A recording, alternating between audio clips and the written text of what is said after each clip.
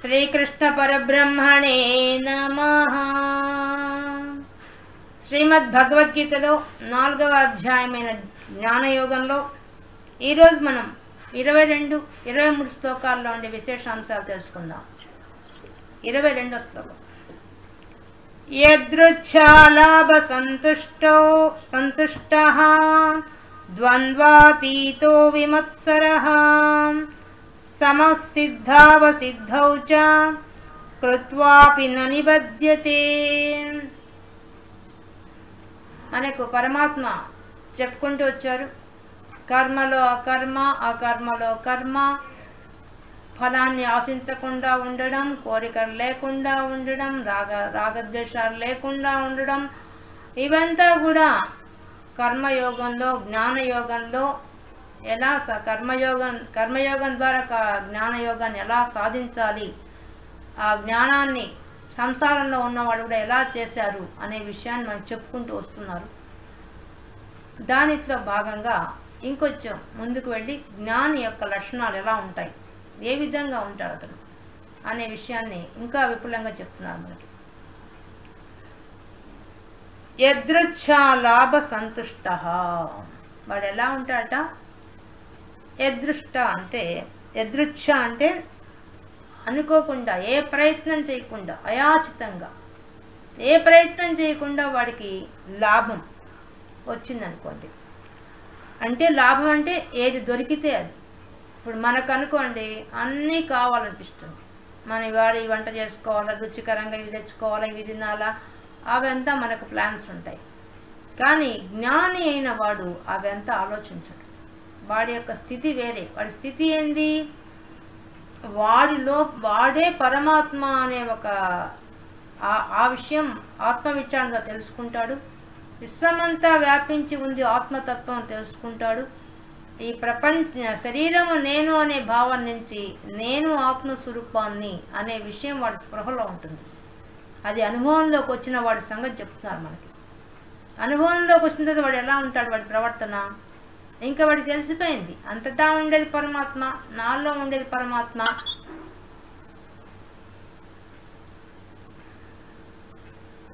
అనే విషయం వాడికి తెలిసిపోతుంది. వాడు తెలిసిపోయినప్పుడు ఎలా ప్రవర్తిస్తాడు వాడు అంటే, ఇంకా వాడు తినే విషయం కానీ తాగే విషయం కానీ అంతటా పరమాత్మ కనిపిస్తున్నప్పుడు వాడి యొక్క ఆలోచన విధానం ఎలా ఉంటుంది? ఏది వస్తే అదే సంతోషంగా స్వీకరిస్తాడు, అదే పరమాత్మగా భావిస్తాడు, పరమాత్మ ప్రసాదంగా భావిస్తాడు. కాబట్టి యదృచ్ఛా లాభ సంతుష్టః, సంతోషంగా స్వీకరిస్తాడు. తన జీవితంలోకి ఏది వచ్చినా కూడా వాడు స్వీకరిస్తాడు. అంత గొప్ప స్థితి గడిపోతాడు. అది ఎలా వచ్చింది అంటే దానికోసం వాడేం ప్రయత్నం చేయడు. ఇది చేయాలా అది చేయాలన్న ఆలోచన ఉండదు. కానీ మనం గుర్తుపెట్టుకోవాల్సింది, ఈ లక్షణాలు సన్యాసికి సులభం. సన్యాసి అయిన వాడు అనుకోండి, వాడికి చెప్పక్కర్లేదు, ఇవంతా వాడికి ఆటోమేటిక్గా జరిగిపోతాయి. కానీ సంసారంలో ఉండి కూడా చేసేవాళ్ళే గొప్పవాడు. అందుకనే మనకు ముందు రాజుల గురించి చెప్పాడు ఆయన.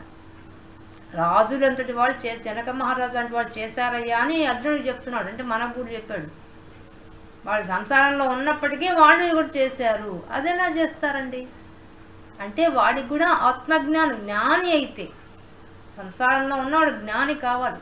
జ్ఞాని కావాలంటే ఏం కావాలి? మంచి పనులే చేస్తూ పోవాలి. ముందు కర్మయోగంలో చెప్పేశారు, వాడు మంచి పనులే చేయాలి. ఆ మంచి పనులు చేస్తూ కోరికలు లేకుండా చేయాలి. మళ్ళీ కోరికలు లేకుండా మళ్ళీ ఫలం ఆశించకుండా చేయాలి. దాంట్లో మళ్ళీ ఈశ్వరార్పణ బుద్ధితో చేయాలి. దాంట్లో అటాచ్మెంట్ లేకుండా చేయాలి. అలా చేసినప్పుడు అట్లా చేసుకుంటూ పోయిన యొక్క సంసారంలో ఉన్న వాడికి పోను జ్ఞానం ఎక్కువ వచ్చేస్తుంది. ఆ జ్ఞానం వల్ల వాడికి ఆత్మ విచారణ జరిగి అంతటా ఆత్మను చూస్తాడు. తనలో కూడా ఆత్మను చూసే అంత స్థాయికి వాడు ఎదిగిపోతాడు. కానీ వాడు మనలాగే ఉంటాడు. మనలాగే సంసారంలో ఉన్నట్టుగా అన్ని బాధ్యతలు నిర్వర్తిస్తూ వాడు కాలం గడుపుతూ ఉంటాడు. అట్లాంటి వాడు. ఇంకా ద్వంద్వాతీతో, వాడికి ద్వంద్వాలు ఉండవు.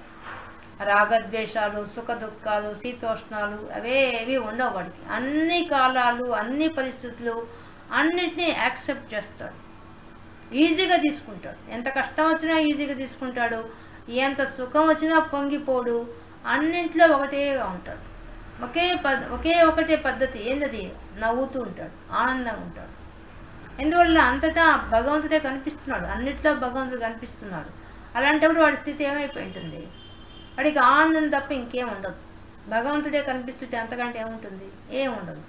కానీ ద్వంద్వాతీతో విమత్సరహ, మాత్సర్యం ఉండదు. ఎవరిని చూసినా కూడా వాళ్ళని చూసి వాళ్ళు నాకన్నా గొప్పవాడుగా ఉన్నారని ఈర్ష్య, అసూయలు అలాంటివే ఉండవు. దానివల్ల ముఖ్యంగా శత్రుభావం ఉండదు. అందరినీ ఫ్రెండ్లీగా అనిపిస్తాడు. వాడికి శత్రువులు అంటూ ఉండరు. ఇంకా ఎట్లా వస్తారు శత్రువులు? ఎలా వస్తారు? శత్రువులు ద్వేషిస్తే వస్తారు. ద్వేషం అనేది లేదు వాడికి. మనసులో మాత్సర్యమే లేకుండా అయిపోతాడు. అలా అయిపోయినప్పుడు వాడికి శత్రువులు అంటూ ఉంటారు. ఆ స్థితికి వెళ్ళిపోతాడు. ఇక సమహ సిద్ధావసిద్ధౌచ, సమదృష్ట ఉంటాడు. సమభావన, అందరినీ ఈక్వల్గా చూడటం. ఈక్వల్గా చూడటం అంటే అందరిలో దైవాన్ని చూడటం. మళ్ళీ సిద్ధౌచ అంటే ఫలితం.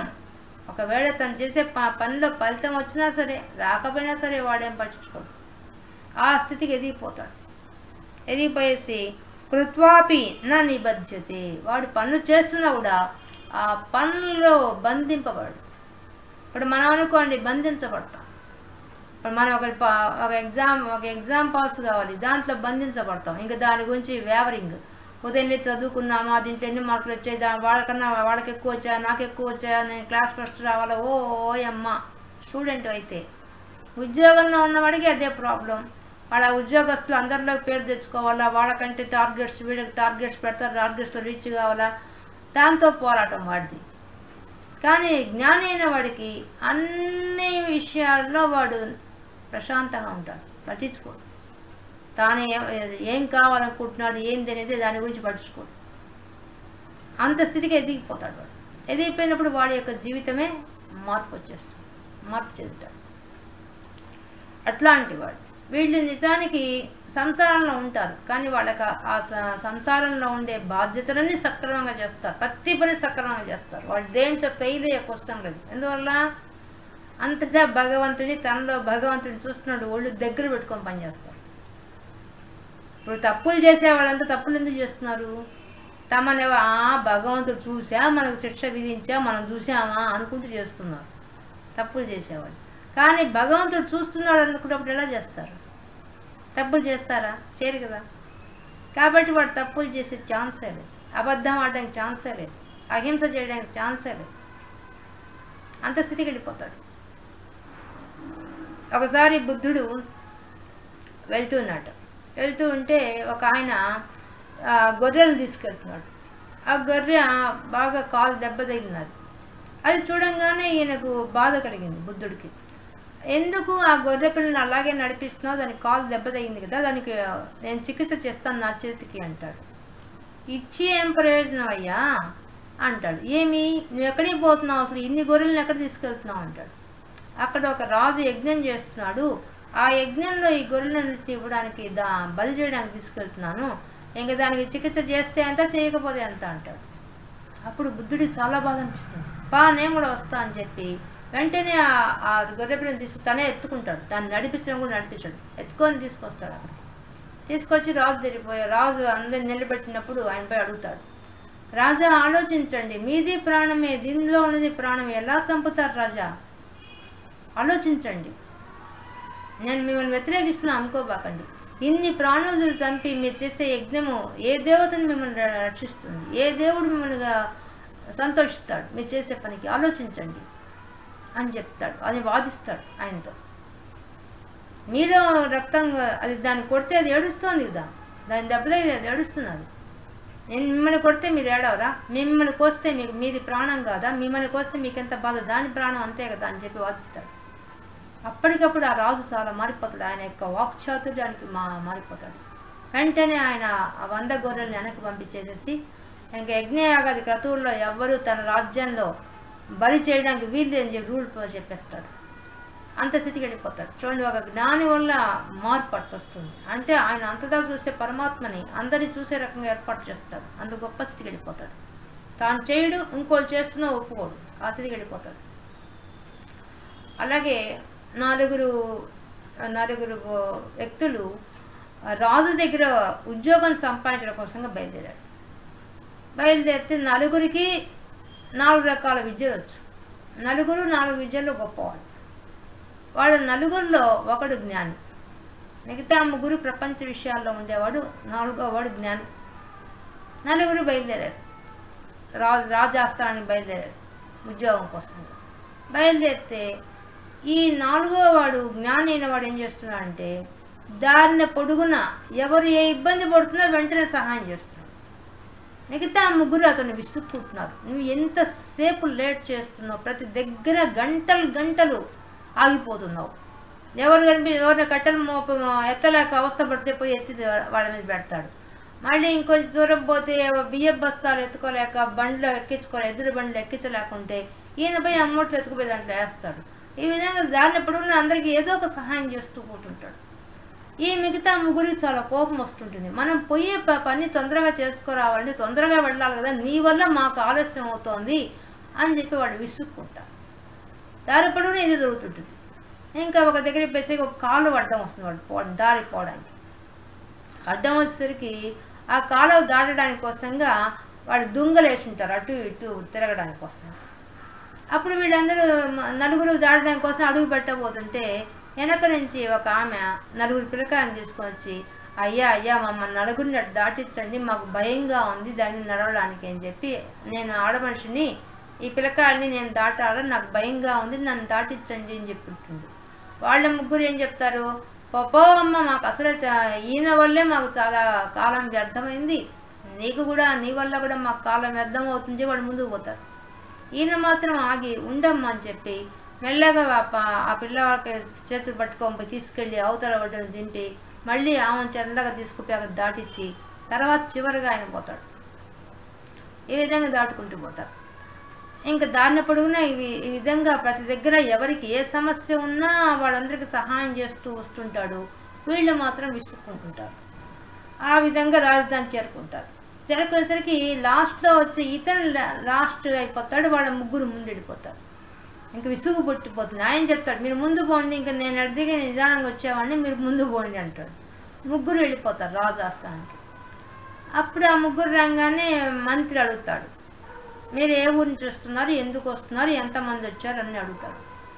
అప్పుడు వాళ్ళు యాదృచ్ఛికంగా చెప్పేస్తారు, మేము 4 వచ్చాము, బయలుదేరి వచ్చాము, ముందు మేము 3 వచ్చాం, వెనక ఇంకోటి వస్తున్నాడు, మా 4కి ఉద్యోగాల కోసం వచ్చామని చెప్పేస్తారు.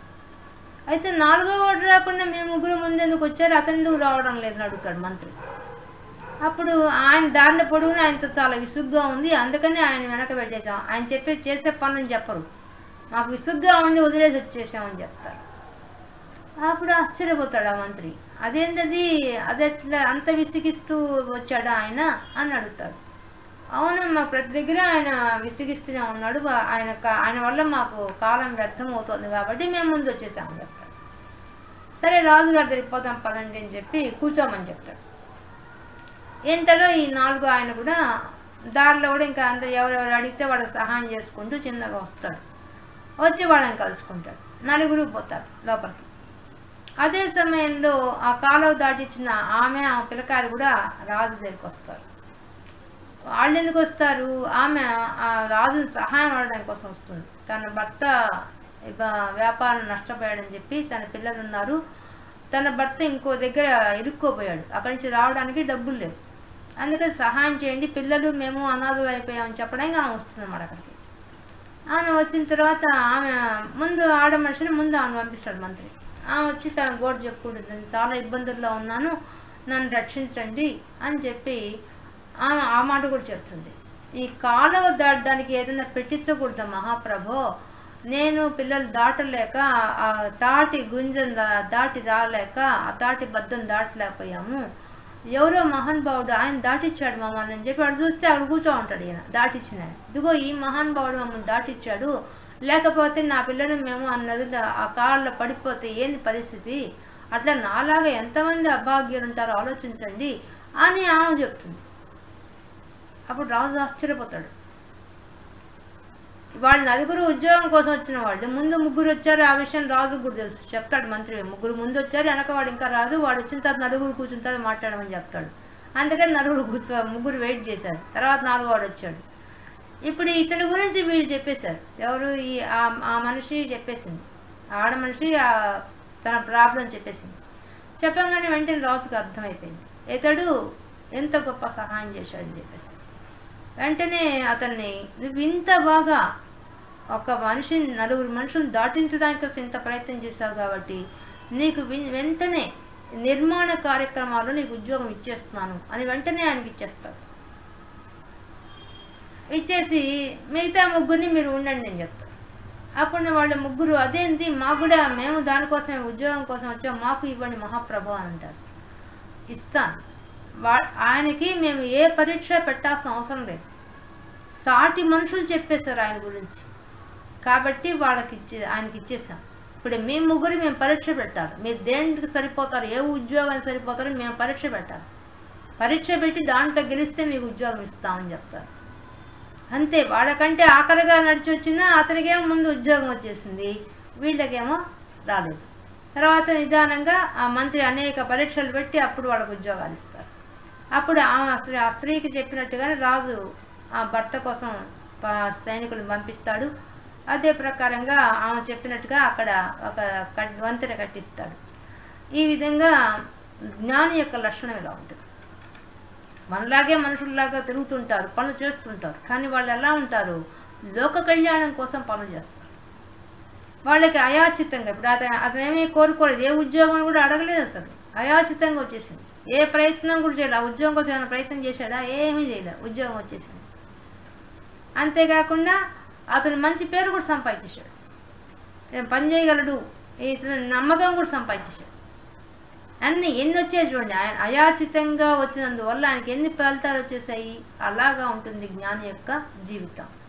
అంతేకాకుండా ఏమైనా ద్వంద్వాతీతో, అతడికి ఎవరి మీద రాగద్వేషాలు. ఇప్పుడు వాళ్ళ ముగ్గురిని అరవడానికి ఒక నిమిషం పడదానికి, మీరు ముందు పోని సంస్కారంగా చెప్పాడు. లేదా ఏం నాతో పాటు వచ్చారు, ఉండండి నలుగురం పోదాం, అట్లా మాట్లాడలేదు. రాగద్వేషాలు లేవు, పొమ్మన్నాడు, ముందే వెళ్ళిపోమన్నాడు. కానీ వెనకపోయినా ఇతను లాభపడ్డాడు, వాళ్ళేం లాభపడలేదు. అందుకే రాగద్వేషాలు లేనివాడు చాలా సుఖపడతాడు. అలాగే మాత్సర్యం లేదు, వాళ్ళకు ముందు జాబ్ వస్తుందేమో నాకు రాదేమో అనే మాత్సర్యం లేదు. ఇంకా లాభం ఫలితం ఎలా ఉంటుంది, వస్తుందా రాదా అనే టెన్షన్ లేదు. వాళ్ళకు ముందు వస్తుందేమో, వాళ్ళు బాగా సంపాదించుకుంటారేమో, మంచి మంచి ఉద్యోగాలు చేసుకొని, నాకు రాదేమో, నాకేం ఫలితం వస్తుందనే ఆలోచన లేదు అని. చూడండి, ఈ శ్లోకానికి ఈ కథలో క్యారెక్టర్ మనకు తెలుస్తుంది. ఇంకా కృత్వాపి నా నిబధ్యతే, బంధంలో లేడు.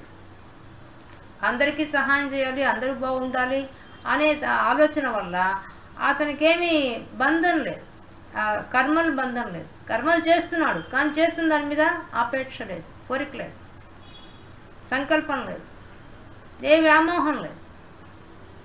చేసేది పరిశుద్ధమైన చిత్తశుద్ధితో చేస్తుంది. మనం ఇప్పుడు కర్మయోగం చెప్పినప్పుడు మనకు మొట్టమొదట వచ్చేది చిత్తశుద్ధి రావాలి. ఆ చిత్తశుద్ధి అతను సాధించేశాడు. చిత్తశుద్ధి వచ్చిన తర్వాత ఏమవుతుంది? మనసు ప్రశాంతంగా ఉన్నప్పుడు నీకు ఎన్ని వచ్చినా అన్నిటికీ తట్టుకొని మానవత్వం అనేది ముందుకు వస్తుంది, దానికి ప్రిఫరెన్స్ ఇచ్చేస్తాడు. అటువంటి వాడైపోతాడు ఆ జ్ఞాని. కాబట్టి ఈ విధంగా జ్ఞాని యొక్క జీవితం మనలాగే ఉంటాడు, మనలాగే తింటున్నట్టు తిరుగుతున్నట్టే ఉంటాడు, కానీ అతని యొక్క పరిస్థితి, అతను చేసే పని విధానము చాలా తేడా ఉంటుంది. అది ద్వంద్వాతీతంగా ఉండి పనులు చేయడం అంటే, అందులో బంధించబడకుండా చేయడం. దాంట్లో బంధించబడు, ఆయన చేస్తున్నా అది కర్తవ్యంగా చేసుకుంటూ పోతాడు తప్ప దాంట్లో బంధనంలో ఇరుక్కోపోకుండా చేస్తాడు. ఇప్పుడు ఆయన మధ్యలో ఎంతోమంది సహాయం చేయలేడు, వాళ్ళంతా కూడా నాకు తిరిగి డబ్బులు ఇవ్వాలను అవంతా ఆశించలేదు. లేదా వాళ్ళ యొక్క మనమైతే ఫోన్ నెంబర్స్ ఇవ్వండి, అది ఇవ్వండి, ఏం లేదు, అసలు ఏం సంబంధం లేకుండా చేసి ఇచ్చాడు. అంటే బంధం లేదు, అటాచ్మెంట్ లేదు, డిటాచ్డ్గా ఉన్నాడు. అలా ఉండాలి.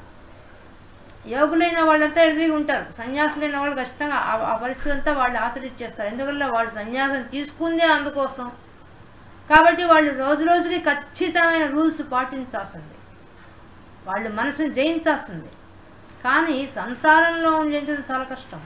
కానీ అలా జయించేవాళ్ళు కూడా ఉన్నారు. వాళ్ళంతా కూడా ఎలా ఉన్నారనే విషయాన్ని ఇక్కడ చెప్తున్న విషయం. ఈ కర్మయోగం జ్ఞానయోగం గురించి ఎవరికి చెప్తున్నారు? సంసారంలో ఉన్నవాడే అర్జునుడు కూడా మనలాంటి వాళ్ళ కోసం ఏం చెప్తున్నారు? మీరున్నా కూడా మీ లోక కళ్యాణం కోసం జీవిస్తూ ఉంటే మీరు బంధనలు చిక్కోకుండా ద్వంద్వాలకు అతీతంగా ఉండి మిమ్మల్ని మీరే విమర్శించుకుంటూ జాగ్రత్తగా గమనించుకుంటే మీరు ఆ స్థితికి భగవత్ తత్వాన్ని తెలుసుకొని ముందుకు పోతారనే విషయాన్ని చెప్పడమే ఈ శ్లోకంలో ఉండే విషయం. ఇంకా 23 శ్లోకం. గత సంగస్య ముక్తస్య జ్ఞానావస్థిత చేతసః యజ్ఞాయాచరతః కర్మ సమగ్రం ప్రవీర్యతే. ఇంకా అటువంటి వాడేమవుతాడు? గత సంగస్య ముక్తస్య. ఈ విధంగా వాడు ప్రవర్తిస్తే, ఏ విధంగా? అనాయాచితంగా వచ్చే దానితో సంతృప్తిగా జీవిస్తూ ఉంటే, ద్వంద్వాలకు అతీతంగా ఉంటే, మాత్సర్యం లేకుండా ఉంటే, మళ్ళీ లాభాన్ని నష్టాన్ని సమంగా చూస్తూ ఉంటే, అటువంటి పనులు చేసేవాడు ఎవరైతే ఉంటాడో వాడు గత సంగస్య ముక్తస్య. వాడికి బంధం లేదు, వాడు ఎప్పుడు ముక్తుడే, జీవన్ముక్తుడు. బతికి ఉండగానే మోక్షాన్ని పొందినవాడు జీవన్ముక్తుడైపోతాడు. జ్ఞానావస్థిత చేతసః.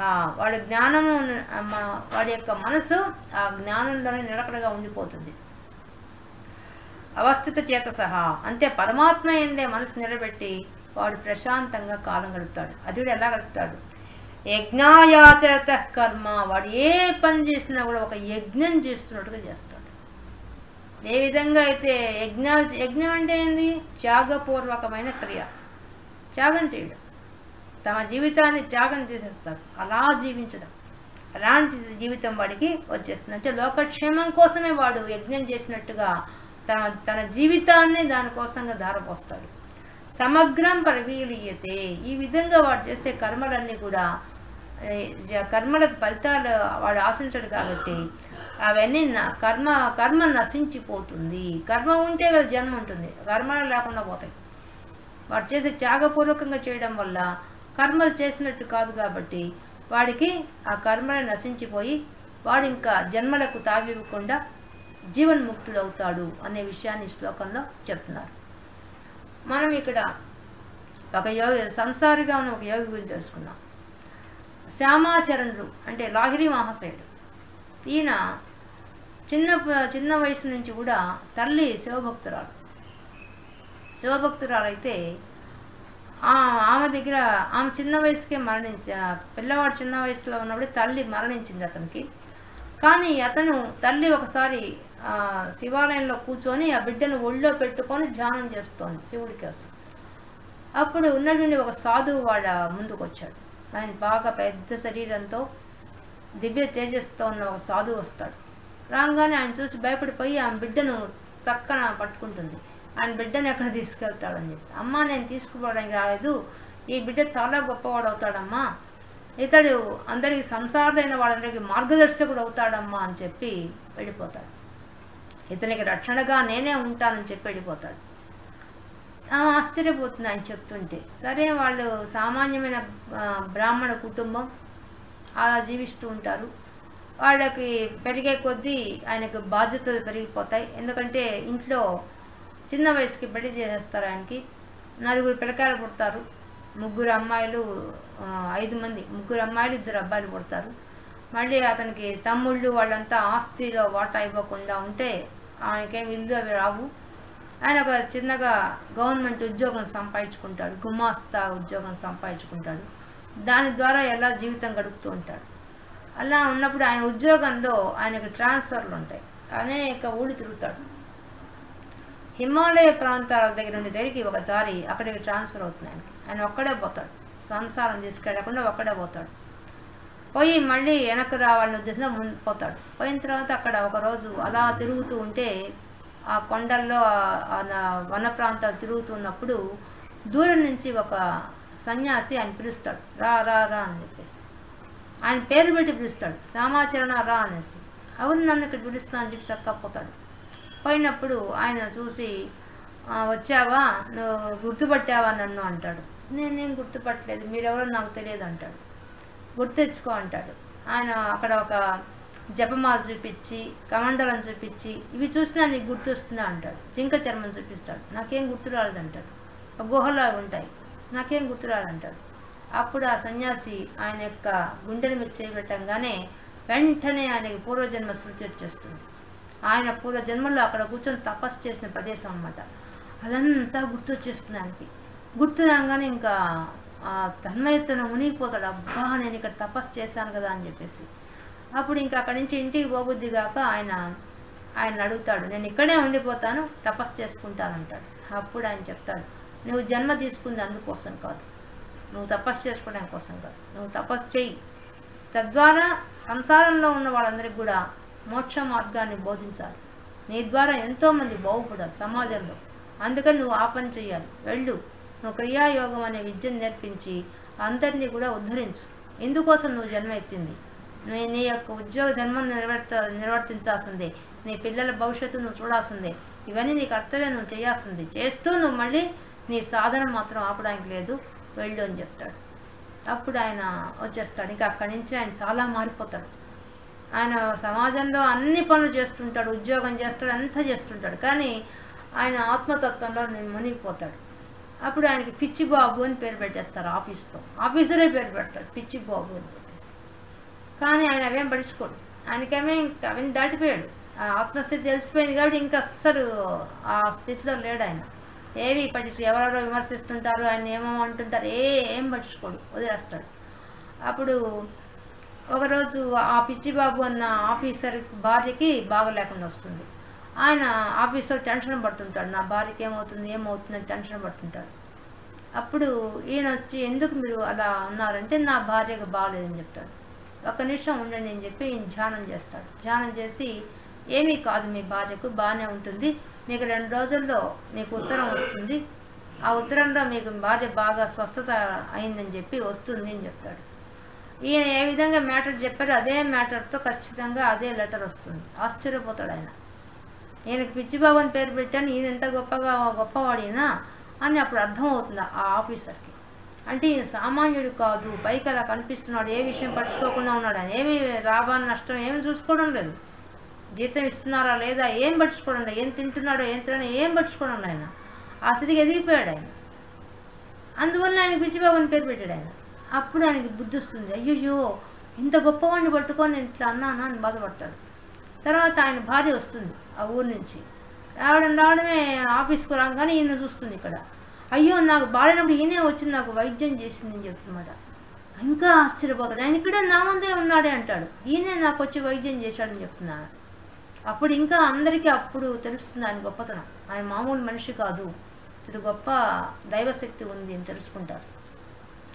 మళ్ళీ ఇంట్లో కూడా సాధన చేస్తుంటాడు ఆయన. సాధన చేస్తుంటే ఆయన ఆసనం వేసి ముద్రలు వేసి సాధన చేస్తుంటాడు. భార్య అదేదో చేస్తున్నాడు అనుకుని పట్టించుకోదు. ఒకరోజు ఆయన గదిలోకి వస్తుంది. వచ్చేసరికి ఆయన ఆకాశం అంత ఎత్తి ఆ రూమ్లో పైకి ఎదిగి కింద ఏముండదు ఆధారం, ఒక్కడే అక్కడ పైన కూర్చొని ధ్యానం చేస్తుంటాడు. అంతే ఆశ్చర్యపోతుంది, ఈయన ఇట్లున్నాడు, అసలు గాల్లో తేలుతున్నాడు ఆయన. ఈయన సామాన్యుడు కానీ అప్పుడు ఆమర్థం చేసుకుంటుంది. అప్పుడు దిగి వచ్చిన తర్వాత ఆ కాళ్ళ మీద పడి, క్షమించండి, మీరు మామూలు మనిషి అనుకో మాట్లాడుతున్నాను, నా ఇష్ట ప్రకారంగా ఇంటి సమస్యలను చెప్పుకుంటున్నాను నేను, మీరు మామూలు మనిషి తాగలేదే మీరు అంటున్నమాట. అప్పుడు అవంతా కాదులే, మన సంసారమే, దాని పాటికి అదే అని చెప్తాడు. ఇంకా అక్కడి నుంచి ఆయన ఎంతోమంది శిష్యులను చేర్చుకొని ఒక పక్క ఉద్యోగం చేస్తూ, ఇంకో పక్క సంసార పనులు చేస్తూ, మధ్యలో అనేకమైన శిష్యులను ఏర్పాటు చేసుకొని వాళ్ళందరికీ కూడా బోధనలు చేసి వాళ్ళందరిలో కూడా ఆత్మతత్వాన్ని నింపడానికి కోసంగా క్రియాయోగం ప్రచారం చేస్తాడు. చాలా గొప్పగా ప్రచారం చేస్తాడు. అందరికీ ఆయన ద్వారా తెలిసిపోతుంది, ఈ యొక్క క్రియాయోగం ద్వారా ఎంతో గొప్ప విషయం ఉందనే విషయము ప్రచారం అయిపోతుంది. ఎంతోమంది శిష్యులు ఏర్పడతారు ఆయనకి. ఆయన ఎంత స్థితికి వెళ్ళిపోతాడంటే తన గురించి తానే చెప్పుకుంటాడు. ఏమనంటే, నేనే కృష్ణుడు, నేనే మహాదేవుడు, నేనే చతుర్భుజ నారాయణుని, నేనే ఆది పురుషుడను, నేనే బ్రహ్మ విష్ణువు మహేశ్వరుడు, నేనే శక్తి రూపమైన గాయత్రి, నేనే దుర్గా కాళీ జగద్ధాత్రి, సూర్యనారాయణుడు, భగవాన్ జగదీశ్వరుడు, సర్వవ్యాపి నేనే, మొత్తం అంతా జగత్తంతా నా రూపమే ఉంది అని ఆయన ఆ స్థితికి వెళ్ళిపోతాడు. కానీ వెళ్ళిపోయినా ఎక్కడా ఎవరికి ఏమీ తెలియదు, ఆయన అట్లా ఉన్నాడనే విషయం ఎవరికి తెలియదు. అది గొప్ప విషయం. చాలా గొప్ప స్థితికి వెళ్ళిపోతాడు, వెళ్ళడమేమో, కానీ ఎవరి దగ్గర ప్రకటించడు. తాను ఇట్లా ఉన్నానని చెప్పకుండా సంసార కార్యక్రమం సక్రమంగా చేస్తూ అంత గొప్పవాడైపోతాడు. ఏమాత్రం గర్వం లేకుండా, ద్వంద్వాలకు అతీతంగా. ఇప్పుడు ఈ శ్లోకంలో చెప్పినట్టుగా అన్ని లక్షణాలు అనుకున్నాయి, అన్నీ ఇప్పుడు చెప్పాడు చూడండి. యదృచ్ఛ లాభ సంతుష్ట, అయాచితంగా వచ్చిన దాన్ని ఆనందంగా తీసుకొని అనుభవిస్తాడు. అంతే తప్ప ఇది వచ్చింది ఇది రాలేదు అని చెప్పి ఏమనుకోడు. ద్వంద్వాతీతంగా కష్టాన్ని కానీ, సుఖాన్ని కానీ, లాభాన్ని కానీ, నష్టాన్ని కానీ దేన్ని వడ్డించుకోడు, అన్నీ వదిలేస్తాడు. విమత్సరం, ఇంకోళ్ళని చూసి మాత్సర్యం లేదు. మళ్ళీ వచ్చి సిద్ధ అవసిద్ధం, ఇది సిద్ధించింది సిద్ధించడం కూడా ఏం లేదు, అన్నీ వదిలేస్తాడు. ఇక అందువల్ల బంధనంలో ఉండడు, సంసారంలో ఉంటాడు, అన్ని పనులు చేస్తాడు. భార్యకు కావాల్సిన భార్యకి న్యాయం చేకూరుస్తాడు, తమ్ముళ్ళకు చెల్లెళ్ళకి అందరికీ సహాయం చేస్తాడు, తన పిల్లకాయని చదివిస్తాడు, అన్నీ చేస్తాడు, అన్ని కార్యక్రమాలు చేస్తాడు. కానీ వాడు అన్నింటిలో బంధనం లేకుండా ఉంటాడు. అంటే అటాచ్మెంట్ లేదు, మమకారం లేదు, అహంకారం లేదు, అన్ని త్యజించేశాడు ఆయన. తర్వాత గత సంఘర్ష ముక్తస్య, బతికుండంగా జీవన్ముక్తుడైపోయాడు. అంత గొప్ప స్థితికి వెళ్ళిపోయి జ్ఞానవస్థతే చేతసహ, జ్ఞానం నందే అతని మనసు నిలిచి ఉంటట్టుగా ఏర్పాటు చేసుకున్నాడు. ఎప్పుడు జ్ఞానస్థితిలోనే ఉన్నాడు, ఒక మనసు జారిపోలేదు, ఎప్పటికీ అట్టే ఉన్నాడు. యజ్ఞాయాచరత, యజ్ఞమే ఆచరిస్తున్నాడు, తన జీవితమే ఒక యజ్ఞంగా మార్చేసుకున్నాడు. అట్లా చేశాడు ఆయన. సమగ్రం ప్రవీర్యతే, ఆఖరికి ఆయన సమాధి కూడా చెందాడు. అంటే ఏ కోరిక లేకుండానే సమాధి చెందిపోయాడు, అంత గొప్ప స్థితికి వెళ్ళిపోయాడు. కాబట్టి వాళ్ళంతా కూడా సంసారంలో ఉన్నవాళ్ళు, ఎంతోమంది మన మధ్య ఉండిపోయిన వాళ్ళు కూడా ఈ స్థితికి వెళ్ళిపోయారు. ఇక్కడ మనకు కూడా కృష్ణ భగవానుడు ఏం చెప్తున్నారు, ఈ విధంగా నువ్వు జీవించాలంటే సత్కర్మలే ఆచరించాలి. అహంకారం మమకారాన్ని కొద్ది కొద్దిగా తగ్గించుకుంటూ పూర్తిగా జయించే స్థితికి వెళ్ళిపోవాలి, కోరికలు లేకుండా చేసుకోవాలి. ఇవన్నీ మనకు సందేశం ఇస్తున్నారు ఈ శ్లోకాల ద్వారా. ఇలాగా నువ్వు కూడా జీవిస్తే నువ్వు కూడా ఆ స్థితికి వెళ్ళి ఎప్పటికైనా కర్మలు లేకుండా, కర్మ బంధం లేకుండా, జన్మలు లేకుండా నువ్వు కూడా చేసుకోవచ్చు అనే విషయాన్ని మనకు అర్జునుడిని అడ్డం పెట్టుకొని మనకు అన్నీ చెప్తున్నాడు భగవంతుడు. ఈ విధంగా మనం ఈరోజు భగవద్గీతలో 4వ అధ్యాయమైన జ్ఞానయోగంలో 22, 23 శ్లోకాల్లో ఉండే విశేషాంశాలు తెలుసుకున్నాం.